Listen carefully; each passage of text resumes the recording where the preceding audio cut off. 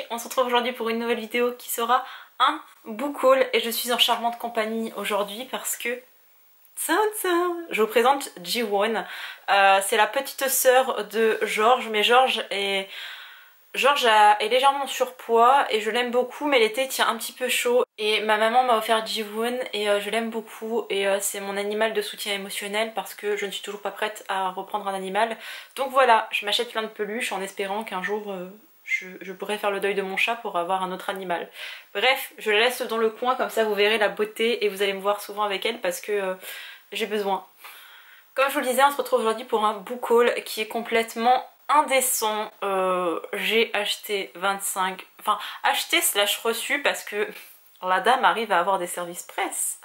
Mais en soi, il y a beaucoup trop d'achats. Mais bref, beaucoup trop de réceptions, beaucoup trop de choses à vous présenter. Et on va commencer par la section Young Adult. Et vous allez voir toutes les lectures en cours et j'ai un petit peu honte. Le premier, je vous en ai déjà parlé dans la précédente vidéo. Et je l'ai acheté, La vie invisible d'Adi Larue. En fait ça doit faire presque un mois maintenant que je l'ai acheté, donc c'est juste que j'avais pas eu le temps d'y greffer à l'autre, enfin au précédent book haul.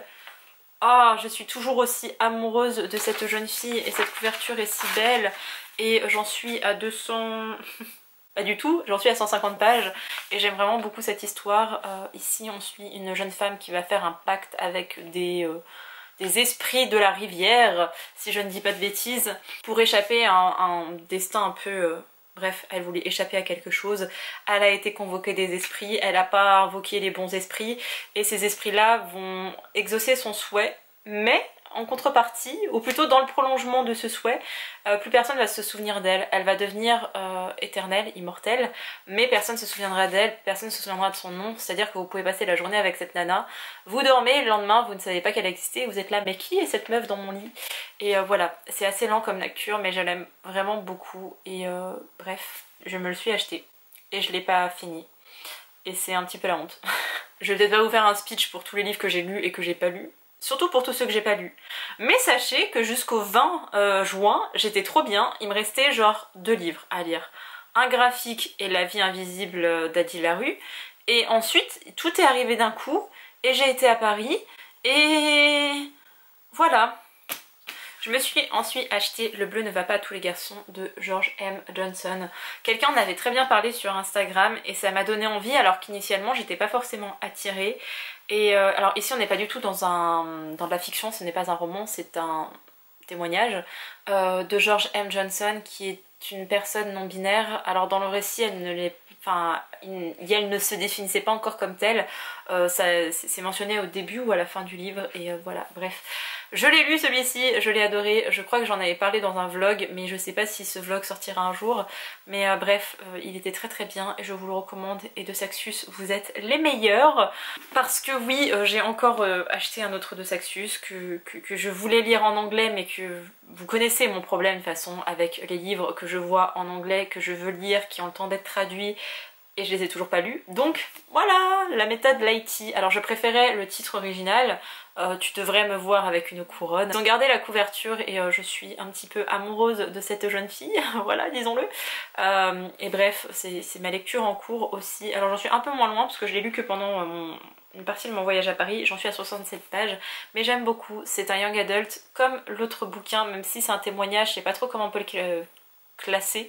Là ici on est dans un roman, c'est un young adult avec des lesbiennes. Oui. Bref, voilà, c'est une romance saphique. En fait je sais pas si elles sont lesbiennes ou s'il y en a une ou l'autre qui est bisexuelle, pansexuelle, qui préfère ne pas se définir, qui... Je ne sais pas, mais c'est une romance saphique. Donc il y a 2 filles qui vont tomber amoureuses et j'ai hâte parce qu'on a besoin, donc merci de Saxus. Enfin merci à mon banquier parce que techniquement c'est moi qui me suis payé le livre, mais merci à eux de l'avoir publié. Alors celui-ci c'est un petit peu nul de vous le présenter mais je l'ai reçu ce mois-ci donc voilà, il sortira septembre je crois, je ne sais pas si c'est écrit dessus, ce n'est pas écrit, si septembre 2021. Il s'agit de Cette nuit-là de Aurélie Massé. En fait mon amie Mika qui est libraire l'a reçu en service presse, il l'a reçu 2 fois donc il m'a demandé si j'acceptais de le lire et en fait il m'a récité, on était au téléphone, il m'a dit une phrase et après j'ai su que je le voulais et je vais vous laisser avec cette phrase parce que Elle résume parfaitement le livre que je n'ai toujours pas lu. C'est quelques secondes pour s'effondrer, une nuit pour se relever, la vie pour se reconstruire. Et moi, les romans young adultes où on suit une bande de personnes pendant très peu de temps et où ils ont des destins brisés, ça me plaît, donc voilà. Et le dernier young adult... C'est le dernier? Oui, techniquement c'est le dernier, à part si j'ai fait une erreur. Tintin, la nuit où les étoiles se sont éteintes de Neil Gaiman et de Marie Alino. Humainement, j'aime beaucoup ces deux personnes, je les admire, je les respecte beaucoup. J'ai été voir Nine en lui disant qu'il fallait que j'ai une dédicace de ce livre et en fait elle a demandé à Albin Michel que je puisse le recevoir. Voilà, je m'en remets toujours pas, sachez-le. Cette histoire, j'avais commencé à la lire sur Wattpad parce que, en fait, je savais qu'elle existait sur Wattpad et je ne voulais pas la lire parce que j'ai vraiment beaucoup de mal avec cette plateforme. Alors, à l'époque, il y a 10 ans, quand j'étais dessus et que je repostais mes fanfictions de Skyblog sur Wattpad, j'aimais pas la calligraphie, j'aimais pas la police de caractère, j'aimais pas la mise en page, je trouve ça très cheap et on pourrait faire une meilleure mise en page, clairement ils ont les moyens, Wattpad, surtout que maintenant c'est un peu plus professionnalisé. Mais j'aimais pas le format Wattpad, sauf que Marie avait fait une conférence sur le féminisme, etc. avec d'autres autrices, et je sais pas, et elle avait parlé à plusieurs reprises de cette histoire et elle m'avait vraiment hypée, j'avais commencé à la lire sur Wattpad et j'étais complètement emballée. J'avais eu l'occasion de revoir Marie où j'avais pu encore en parler avec elle et encore faire du forcing, vous voyez. Ensuite j'ai rencontré Nine, genre de manière personnelle, et j'ai encore pu forcer avec cette histoire et bref. C'est un petit peu comme si Finn m'appartenait alors que... pas du tout, mais voilà, je suis trop contente. La couverture, mais vous voyez pas tous les détails, regardez, oh là là, si là vous voyez un petit peu mieux. Il y a des détails absolument incroyables et j'ai hâte, on est dans un road trip, on est aux États-Unis. En plus ça me rappelle quand elle faisait des stories où elle faisait des défis et tout. Bref, c'est trop bien, du coup j'ai le reçu dédicacé et je suis très contente. J'ai hâte de le lire, mais mon cœur est là. Non, tu n'as pas envie de le lire, Pauline, il va te démolir. Mais voilà, encore un young adulte qui va me briser le cœur et j'adore ça, donc j'ai hâte de le lire, j'ai hâte de pleurer, j'ai hâte de détester Nine et Marie, de voir les revoir pour les insulter de tous les noms. J'ai reçu deux romans jeunesse que je suis trop contente en fait. Récemment j'ai pu avoir un partenariat avec l'école des loisirs / Rue de Sèvres et tout, et vous imaginez même pas à quel point je me sens honorée par rapport à ça. J'ai reçu Sauveur et Fils le tome 4 parce qu'il sortait en juin ou en juillet, enfin en juin forcément. Bref, il est sorti récemment et c'est une série dont je lui reproche beaucoup de choses, mais en même temps on parle de santé mentale, c'est adressé aux enfants, enfin du 9-12 ans, c'est très bien fait et j'aime vraiment beaucoup cette histoire et du coup j'ai demandé si je pouvais avoir le tome 5 parce que j'étais là, oui je ne l'ai pas lu et j'aimerais bien, et il y a une semaine de ça j'ai commencé le livre et je me suis dit mais j'ai déjà lu en fait, donc oui, j'ai demandé un livre que j'avais déjà lu, mais j'aime vraiment beaucoup, ça parle très bien de la santé mentale. Oui, je vous fais un speech pour tous les bouquins alors que j'ai dit que je le ferais pas, mais ça parle de santé mentale. Ici on suit un homme qui s'appelle Sauveur, qui est issu des Dom-Tom. En fait je ne sais jamais si c'est la Martinique ou la Guadeloupe, donc je préfère dire les Dom-Tom, qui vit à Paris et qui suit ses patients qui sont divers et variés. On parle de plein de sortes de pathologies mentales, de troubles mentaux, mais aussi d'autres choses qui ne sont pas forcément de la maladie mentale, mais vous n'allez pas forcément chez un psy parce que vous êtes malade, et même si vous y allez, il n'y a aucune honte à aller consulter un professionnel de santé qui vous donnera des clés pour aller mieux, et c'est important de parler quand ça ne va pas. Et bref, je vais pas vous faire le speech, mais ma psychologue m'a sauvé la vie et a fait en sorte que je suis la personne que je suis aujourd'hui aussi, donc allez voir des psys si vous en ressentez le besoin, c'est absolument pas honteux. Et voilà, ça déculpabilise aussi beaucoup, on voit plein d'histoires complètement différentes, il y a des personnages un peu loufoques et en même temps c'est attachant, il y a tout qui est abordé, et je me souviens que dans le 5e tome il était aussi question de transidentité et c'était vraiment fait avec bienveillance et avec aucun jugement, même si l'âge du personnage faisait qu'il était un peu intrigué, qu'il savait pas trop où il mettait les pieds, et c'est en ça que j'ai trouvé ça bien, parce que on explique que bah, c'est pas inné de savoir ce que c'est la transidentité, qu'il y a les dead names et il y a toutes ces choses et les adjectifs, et qu'on maîtrise pas tout parce qu'on n'est pas né avec un magazine, avec un catalogue en vous disant c'est comme ça qu'on doit traiter les personnes trans. Et voilà, c'est fait avec beaucoup de bienveillance et j'avais vraiment aimé, donc voilà, il y a un aspect qui me dérange beaucoup concernant le racisme et voilà, mais pour l'aspect santé mentale c'est super bien fait et j'aime énormément, donc je suis trop contente. Je m'excuse par avance pour la luminosité, mais on est passé de il fait grand soleil à on va avoir un orage et je vais aller me cacher sous mon canapé. Je vais enchaîner avec les petites romances ou les petits graphiques. Non, allons sur du graphique parce que Il y en a beaucoup trop. Qui est surpris? Personne. Je vais peut-être déjà faire mon petit speech d'amour pour la librairie Le Phénix à Paris qu'il faut absolument aller voir, qui est spécialisée en littérature asiatique, où j'ai dépensé beaucoup d'argent sur internet pour qu'ils me les envoient chez moi, et où je continue de dépenser mon argent à chaque fois que je vais à Paris parce que je vais chez eux. J'avais commandé... On commence par celui-là? Non, on va peut-être pas commencer par celui-là. Je suis allée à Paris fin mai ou début juin. Je ne sais plus, j'ai été à Paris 2 fois en fait en l'espace de 3 semaines, 1 mois. La première fois j'ai été encore à la librairie Le Phénix, je me suis acheté la boîte noire de Ito Shiori, enfin de Shiori Ito techniquement. Voilà, c'est un témoignage, donc en ce moment je suis à fond sur les témoignages, je crois que j'ai passé un stade... Enfin, je crois que je suis vieille en fait, que genre quand t'as un certain âge, après tu te documentes beaucoup sur de la non-fiction, etc. Et je crois que ça y est, je suis vieille. C'est un peu le... Enfin, c'est même... C'est comme ça qu'il est prononcé, qu'il est énoncé. Ce serait le MeToo japonais où on suit la vie de Shiori et de comment est-ce qu'elle a été violée par un homme et combien elle doit se battre pour faire reconnaître ça. Hyper bien, très intéressant, très dur aussi parfois, mais voilà. Et on n'a pas de fin beau de l'histoire, donc bonne grosse frustration aussi. Et je m'étais aussi acheté ceci. Ça faisait longtemps que je vous avais pas montré de livre du drama It's Okay Not To Be Okay, parce que oui, je crois que si je ne vous parle pas de drama dans l'une de mes vidéos, il y a des pingouins qui meurent quelque part. Mais bref, je crois que c'est Le Garçon au cauchemar ou quelque chose comme ça. J'aime beaucoup, j'aime vraiment beaucoup, beaucoup, beaucoup. Mon rêve, faudrait peut-être que je me donne les moyens, mais un jour j'apprendrai le coréen.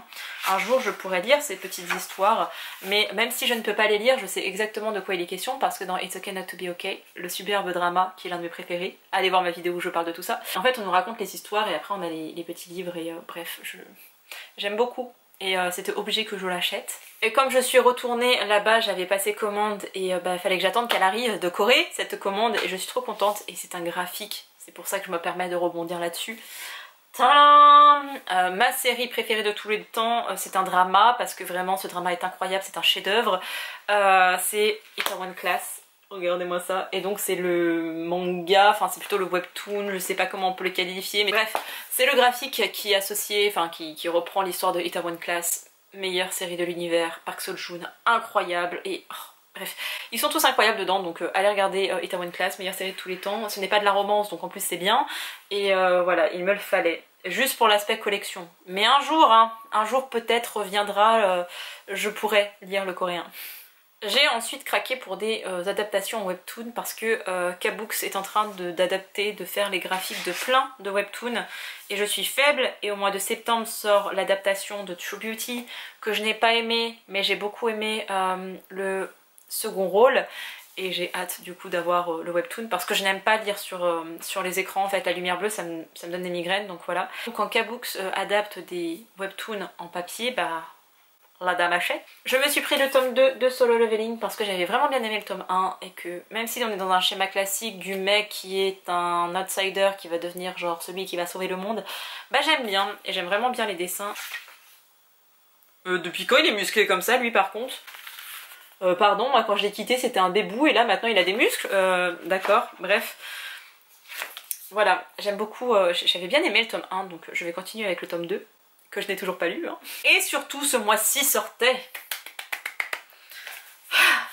Qu'est-ce qui cloche avec La Secrétaire Kim, qui est un drama que je n'ai toujours pas fini parce que après ça se tire un peu en longueur, mais je l'aime trop quand même.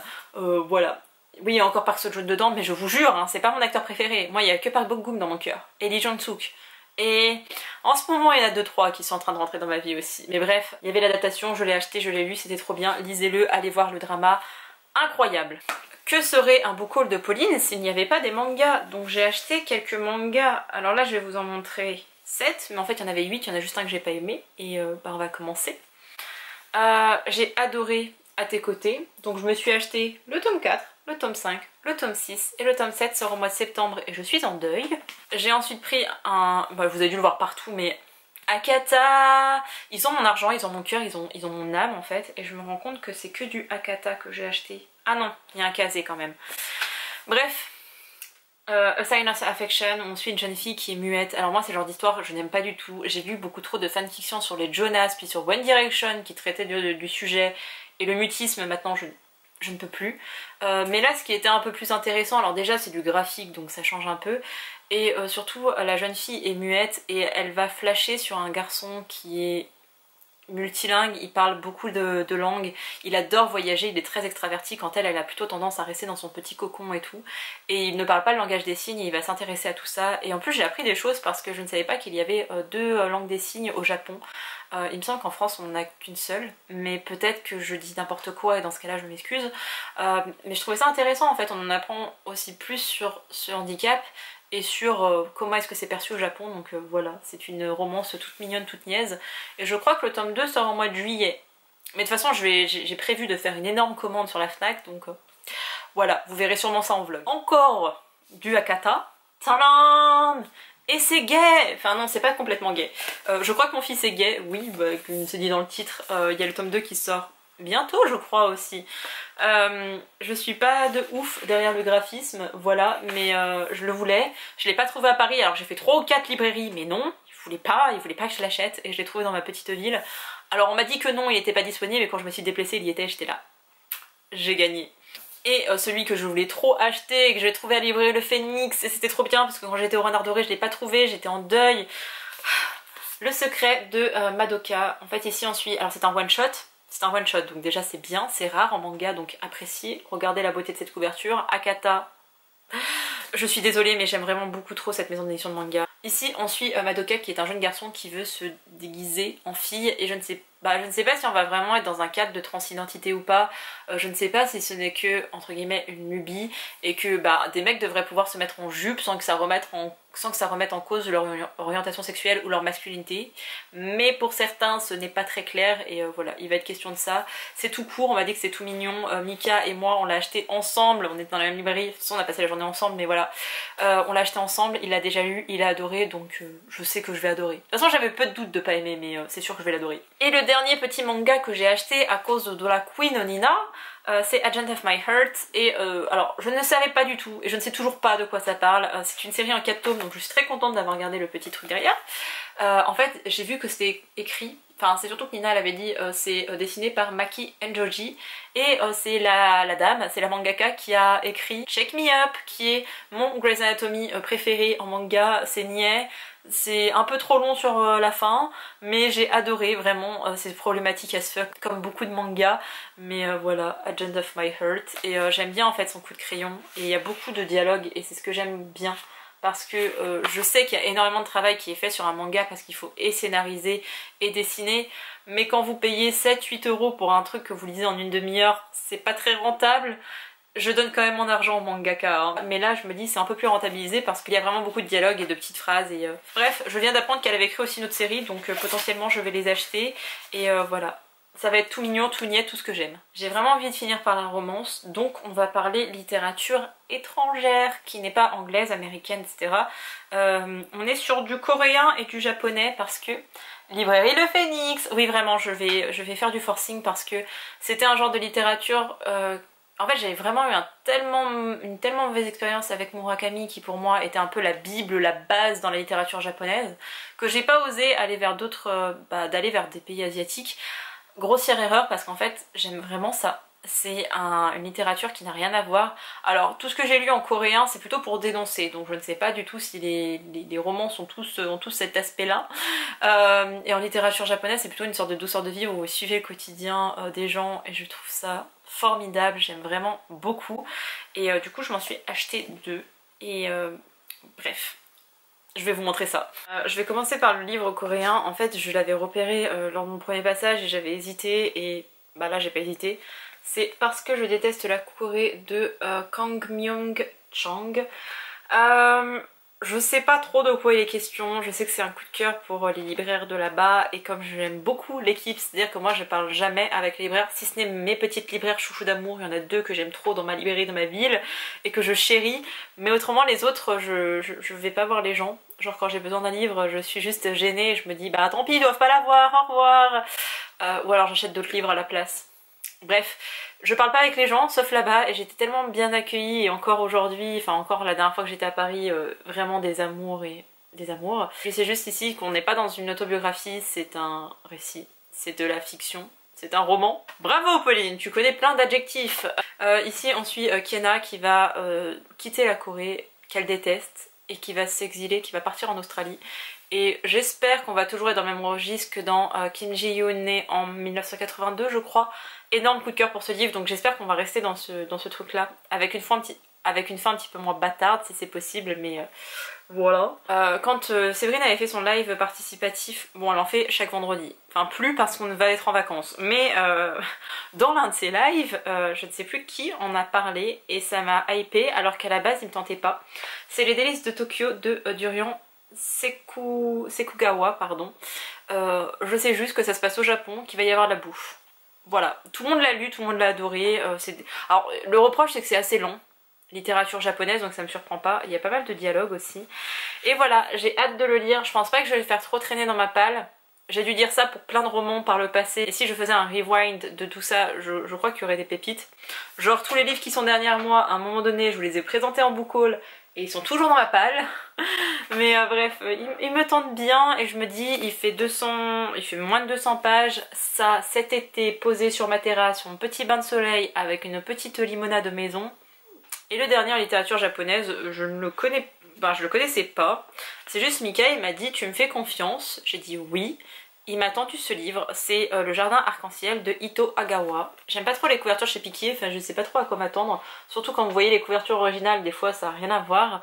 Mais bref, il m'a donné ça, je commence à lire et j'étais assez gênée parce que ici on va suivre Izumi, qui est une jeune maman célibataire qui un jour va empêcher une lycéenne de se suicider et derrière elles vont coucher ensemble. Et j'étais là...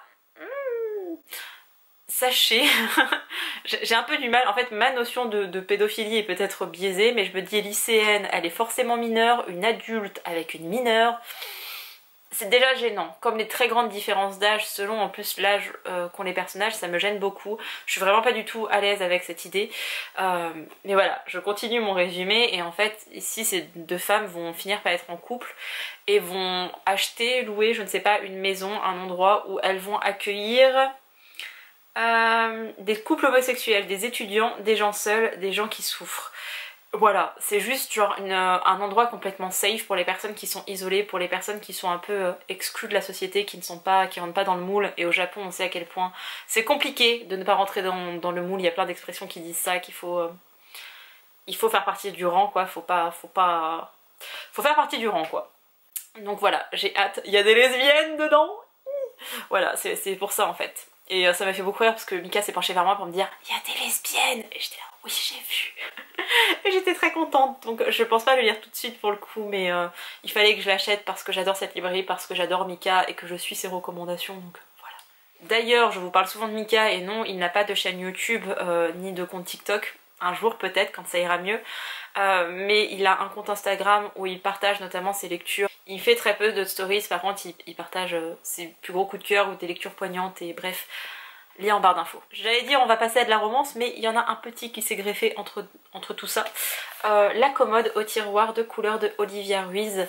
Il était sorti en grand format il y a un peu plus d'1 an je crois. Hein. Peut-être il y a juste 1 an et c'est pour ça qu'il sort en poche maintenant. Je ne sais plus. Mais toujours est-il qu'il était sorti, que j'étais curieuse parce que Olivia Ruiz elle est sortie avec Mathias Malzieu que j'adore. Et Olivia Ruiz pour moi c'est la Star Academy 1. Alors je vous avoue que j'ai regardé assez tardivement la Star Ac 1. Moi j'adorais la 2 et la 4, genre vraiment les meilleures éditions. La 2 je me suis tellement marrée, la 4 Grégory Le Marchal. Voilà, bref, je connais Olivia Ruiz et j'étais curieuse de savoir ce qu'elle pouvait faire en littérature parce que ses chansons, quand on regarde les textes, elles sont pas si mauvaises. Et il est tout court, encore une fois, 180 pages, c'est une sorte d'hommage, d'ode à sa grand-mère, si je ne dis pas de bêtises, des souvenirs d'enfance liés à son... Je sais pas si Olivia Ruiz est née en Espagne ou si elle a seulement, entre guillemets, sa famille là-bas. Mais voilà, j'étais curieuse, il a eu de plutôt bons échos et je crois que Mika l'avait lu à l'époque, elle avait bien aimé aussi, donc... Pareil, ça sur le bain de soleil cet été, lecture idéale. Et maintenant de la romance de chez Hugo Roman. Alors j'en ai 4 parce que j'en attends un 5e qui est pas encore arrivé. Et j'ai un petit peu peur, ça me fait un petit peu peur parce qu'il est censé sortir demain. Et j'ai toujours pas reçu en service presse. Et ça leur ressemble pas. Bref, l'anti-lune de miel de Christina Loren, il faut que je vous le montre. Je l'avais lu l'année dernière et il faut que je le relise, donc je vais le relire bientôt. C'est une romance d'été doudou absolument incroyable.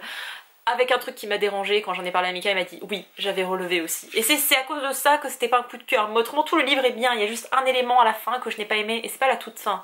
C'est genre à 90% de la fin. Ici, on suit une jeune fille qui s'appelle Olive, qui déteste fondamentalement son beau-frère, enfin son futur beau-frère, qui va devenir son beau-frère, qui s'appelle, je ne sais plus, Eden. Non, Ethan, rien à voir, qui s'appelle Ethan. Et en fait, tout le conflit, toute la haine qu'ils se vouent mutuellement, c'est sur un quiproquo. Mais ils n'en ont jamais parlé parce qu'ils étaient concentrés sur le truc de on se déteste et on reste dans ce schéma-là. Sauf que Olive, elle a une sœur jumelle à qui tout réussit, elle a une chance incroyable, du coup elle va se marier, elle a un super bon job. À chaque fois qu'elle gratte un jeu, elle gagne. Là, tout son mariage, ou presque, a été payé par différents concours. Et sa sœur, Olive, avait notamment gagné une lune de miel. Sauf que manque de peau, comme elle a gagné plein d'autres choses, elle avait gagné un traiteur, le traiteur a fait du fruit de mer, Ethan était allergique, je crois, ou n'en mangeait pas, Olive, pareil, même raison. Et c'est les deux seuls qui ne vont pas en manger, et c'est pratiquement les deux seuls qui ne vont pas être malades. La sœur d'Olive est malade comme un chien, elle se dit non mais je peux pas aller en lune de miel comme ça, c'est pas possible, je vomis tripes de boyau. Donc elle va demander à sa sœur Olive, on a la même tête, donc on pourrait passer comme ça, on pourrait passer genre à la douane, ils nous laisseront passer, ils te prendront pour moi, donc vas-y, c'est non annulable, c'est non remboursable. Voilà, c'était un concours qu'elle avait gagné, donc elle n'a pas le choix de partir, autrement ce sera perdu. Olive a besoin de vacances, elle trouve pas de job, elle galère dans la vie, vraiment elle c'est la plus poissarde au monde. Donc elle va accepter et le beau-frère d'Olive va dire la même chose à son frère. Et donc Ethan et Olive vont se retrouver en lune de miel alors qu'ils ne sont absolument pas mariés, à la place des mariés. Et ils se détestent, ou en tout cas ils ne s'aiment pas, et il y a plein de choses, de rebondissements, de petits trucs qui vont se passer. On est sur un Enemies to Lovers, mais c'est tellement doux. Et en plus c'est estival parce qu'ils partent sur une île un peu paradisiaque. Et il y a des activités de couple à faire, et il y a plein de choses. Et il y a une ex qui revient et elle doit faire un plan parce qu'il y a son boss. Et oh là là, c'était trop bien. Il y a un élément, je vous dis, qui m'a dérangé, mais vraiment un élément, donc lisez-le, il est trop bien. Et oui, je suis obligée de forcer parce que je vais le relire cet été et que je vous invite à le faire à votre tour, à le relire ou à le lire. Et voilà, je suis pas très fan de Christina Loren, mais je trouve que leur dernière parution, en tout cas dernière traduction de chez Hugo, pépite. Le petit Young Adult du mois de juillet, c'est Petit Mensonge 2.0 de Sarvenaz Tash. Il était sorti l'année dernière en grand format, je l'avais vu mais je savais absolument pas de quoi il était question. Vous savez qu'en ce moment le Young Adult à moi c'est compliqué. Enfin je vous dis ça mais j'ai eu quelques bonnes lectures récemment. Mais j'ai pas des énormes coups de cœur comme c'était le cas il y a quelques temps et ça m'énerve. Mon dernier il date du mois d'août 2020 et c'était le syndrome du spaghetti. Août ou septembre, enfin bref, ça date de l'année dernière, en 2020, genre ça fait longtemps quoi. Mais bref, j'ai un peu du mal avec le young adulte, le young adulte a du mal avec moi. Et moins j'attends quelque chose d'un bouquin, plus je me dis que ça va être une romance un peu légère, un peu niaise et voilà, plus j'aime. Donc voilà, mon Petit Mensonge 2.0, je pense que je vais adorer. Et bref, quoi qu'il arrive, je voulais ce partenariat pour New Way, donc à chaque fois qu'il y a une parution de New Way, enfin tous les mois il y en a une, et tous les mois je la demande. Ensuite, le fameux Vous n'êtes pas prêt, je l'ai reçu il y a un moment, je l'ai toujours pas lu, je ne sais pas pourquoi. J'ai aucune explication en fait. C'est le 4e tome de Briar Université de Elle Kennedy. Vous voyez à chaque fois derrière moi ces beautés qui sont off campus. J'aime énormément Elle Kennedy. J'ai vraiment bien aimé. En fait j'ai adoré le tome 1 de Briar Université. J'ai moyennement aimé le tome 2. Le tome 3 a relevé un petit peu le truc. Pour le commun des mortels, le tome 1 est pas ouf, le tome 2 est incroyable, le tome 3 est moyen. Voilà, donc vous en faites ce que vous voulez de cet élément-là. Toujours est-il que en fait j'adore Elle Kennedy. J'avais fait quand même l'effort de mettre un marque-page dedans, donc il y avait quand même la volonté de le lire ce livre. Je ne sais pas de quoi il est question, je crois que c'est la meuf qui va être inaccessible et le mec qui va lui courir après. Mais vous savez, mes résumés ils sont souvent un peu bancals, donc voilà. C'est un incontournable pour moi, Elle Kennedy, je l'adore, donc lisez-la, achetez-le à votre tour. Ça a mis du temps en fait entre le 3e et le 4e tome. Je sais pas si c'est parce que Elle Kennedy l'avait pas encore écrit ou s'ils ont eu du mal à avoir la trad, enfin les droits pour la traduction, je sais pas du tout, mais je suis très contente de l'avoir reçu. Et c'est une honte parce que je ne l'ai toujours pas lu. Mais je pense que je vais reprendre ma liseuse et que je vais lire un peu plus ce soir parce qu'en ce moment je regarde des dramas le soir où je fais des insomnies, où je suis juste allongée comme ça sur mon lit à ne pas dormir, là où je pourrais avoir ma liseuse et lire quoi. Et le dernier livre de ce book haul et le dernier livre que j'ai reçu et le dernier Hugo et la dernière romance, Maintenant que je vois le nom de l'autrice, j'ai peur, mais il y a eu quelques avis qui sont en train de tourner qui sont bons. Donc je garde espoir. Il s'agit de À tous les cœurs que j'ai brisés de Laura S. Wilde. En fait, je me souviens quand j'ai tourné la quatrième de couverture pour me remémorer, parce que je me souvenais pas de quoi il était question, j'ai vu que c'était l'autrice de My Escort Love, et il me semble que j'avais pas atteint les 10 pages tellement je trouvais ça nul et problématique. Mais peut-être que je me trompe, et j'ai l'espoir de me tromper, mais quand j'ai vu My Escort Love, j'ai vraiment eu un genre « oh non ». Donc voilà, je sais juste qu'ici, un garçon qui était un connard va remettre un peu toutes les choses en perspective suite à un truc qui va lui arriver, et il va aller voir toutes ses ex pour s'excuser, je crois que c'est ça. Il va retrouver son amour d'enfance avec qui ça s'était pas très bien fini à cause de son comportement, et elle, c'est devenue une fille beaucoup plus détachée, beaucoup plus... j'ai pas envie de dire froide, mais en tout cas qui est beaucoup moins investie, comme lui avait pu l'être par le passé, et voilà, avouez que le résumé il donne envie quand même, hein. Je vous le mettrai en barre d'infos si j'y pense, mais je suis pas très fan des amours d'enfance, mais en même temps quand ils se retrouvent des années après, généralement ça le fait bien avec moi, donc voilà, j'aime beaucoup la couverture, et c'est une autrice française, donc ça ferait du bien de lire un petit peu de français, parce qu'il y en a pas assez, ou alors si, il y a beaucoup d'autrices françaises qui écrivent de la romance, mais je n'en lis pas assez, c'est plutôt mon reproche, donc voilà. Et c'en est tout de ce book haul qui est énorme, je suis désolée. Je suis désolée d'acheter autant de livres, d'en recevoir autant et de ne pas les lire derrière. Je vous faisais le tag où je disais que je surconsommais des livres mais que ça allait mieux ces derniers temps. Et je vous jure, hein, jusqu'au 20 juin, j'ai été trop bien, il me restait que 2 livres à lire, j'étais trop bien pour les lire. Et ensuite il y a eu cet amas de livres et je suis tombée dans une sorte de panne de lecture et c'était fini pour moi.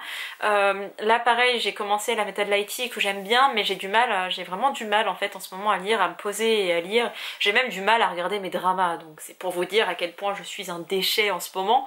Donc ouais, j'attends d'avoir un meilleur moral, j'attends que tout ça revienne, que ma vie retrouve une certaine stabilité, parce que ça me manque de lire et que j'arrive même pas à lire du manga les gars.